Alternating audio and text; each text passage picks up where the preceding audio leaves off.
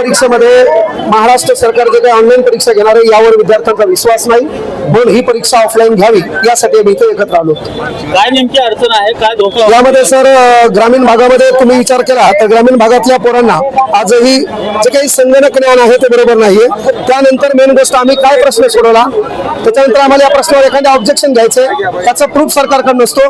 उदाहरणार्थ पहा, एखाद्या पोराला चष्मा असेल तर तो परीक्षेमधला प्रश्न कसा टॅकल करणार आहे. 10-15 ओळीचा प्रश्न असेल तर तो स्क्रोल करायला त्याला वेळ लागतो. म्हणून मायबाप सरकारला विनंती आहे परीक्षा ऑफलाईन घेण्यात येईल. ज्या पद्धतीने नीटचे पेपर फुटले, ज्या पद्धतीने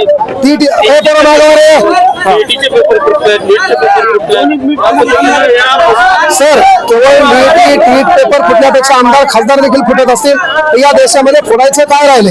म्हणून गोरगरिबाच्या घराचं चित्र बदलण्याचं एकमेव साधन हे जर परीक्षा असेल तर ती परीक्षा फुटू नाही. आणि मेन गोष्ट एमपीएससी काय करतात, आज ऐका ना, आता काल परवा एक जागा निघाल्या बेस्ट म्हणजे एसटी महामंडळामध्ये त्या जागा आहेत वाहकाच्या म्हणजे कंडक्टरच्या. त्या कंडक्टरच्या परीक्षेला सीबीटी भरतीवर तुम्ही 30 मार्काचा पेपर घेणार आणि त्या 30 मार्काच्या पेपरला तुम्ही 1000 रुपये घेत असाल. इथून पोराला मुंबईला जावं लागत असेल तर या गोरगरिबाचा बाप कुठंतरी 500 रुपये लोकांच्या रोजान आहे, त्यांना 1000 रुपये आणायचे कसे, हा फार मोठा प्रश्न आहे.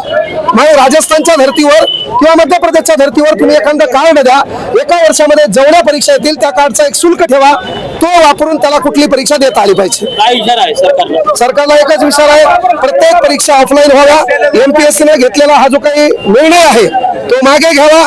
महाराष्ट्रातल्या सर्व परीक्षा ऑफलाईन घ्यावा, नाहीतर आमचं आंदोलन तीव्र चालूच राहील.